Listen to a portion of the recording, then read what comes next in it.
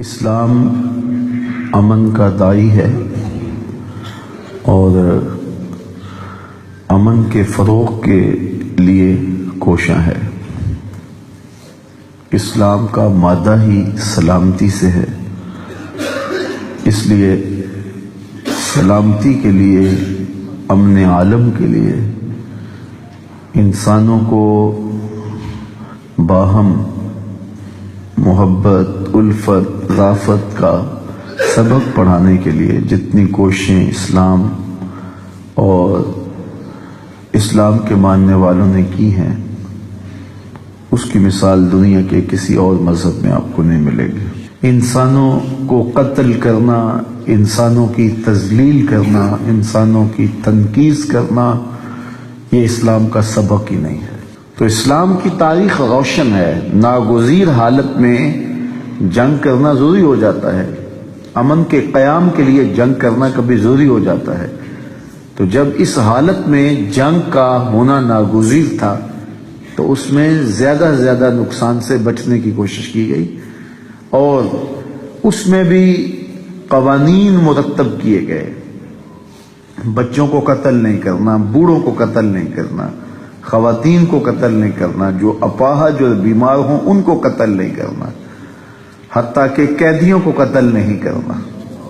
اور یہاں تک ارشاد فرمایا گیا کہ ان کے جو راہب ہیں، اللہ اکبر، ان کے جو پادری ہیں، ان کے جو بڑے ہیں، ان کو بھی قتل نہیں کرنا۔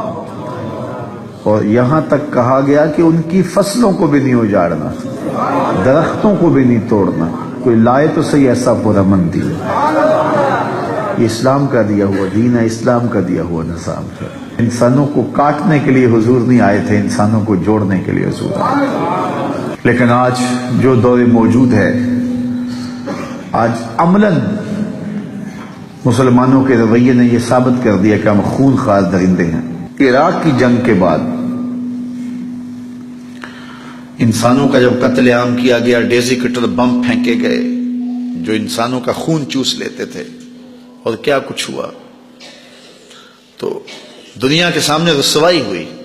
تو ان عالمی طاقتوں نے چاہا کہ ہم کیوں انہیں ماریں اور یہ الزام اپنے سر کیوں لیں، ہم ان کو آپس میں تقسیم کر دیتے ہیں اور یہ آپس میں ایک دوسرے کو کاٹیں گے، کٹیں گے بھی خود، مریں گے بھی خود، تو ثواب بھی خود ہوں گے۔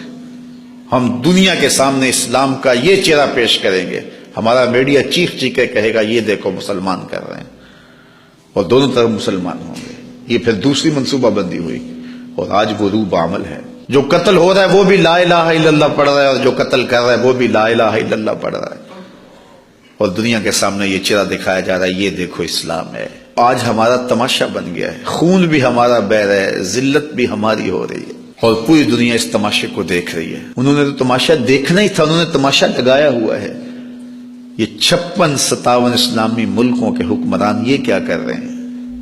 ان کے سینے میں درد نہیں اٹھتا بھیگتے بچوں کو دیکھ کر کے؟ ان کو نیند کیسے آ جاتی ہے؟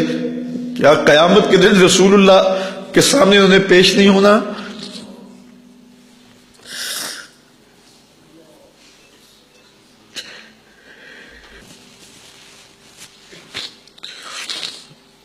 گلا وفائے جفا نما جو حرم کو اہل حرم سے ہے، کسی بت کدے میں بیاں کروں تو صنم بھی کہہ دیں ہری ہری۔ ایک کافر عورت کے سر پہ چادر نہیں تھی تو حضور بے چین ہو گئے اور اپنی چادر اتار کے اس کے سر پہ پھینک دی۔ آج گنبد خضرا میں حضور کتنے بے چین ہوں گے کہ اپنی امت کی بیٹیوں کے سروں پہ چادریں نہیں ہیں، ان کے پاؤں تلے سے زمین کھینچ لی گئی اور سروں سے چادریں اتار دی۔ اس وقت 97 لاکھ لوگ، یہ اقوام متحدہ کی رپورٹ ہے، 97 لاکھ لوگ اس اذیت میں پھنسے ہوئے ہیں، اور اگر بر وقت ان کی مدد نہ کی گئی تو بہت بڑے نقصان کا اندیشہ ہے۔ لاکھوں لوگ تو کاٹ دیے گئے، کتنے لوگ بے گھر ہو گئے۔ اب یہ اصلی فوج ان پر حملہ کر رہی ہے۔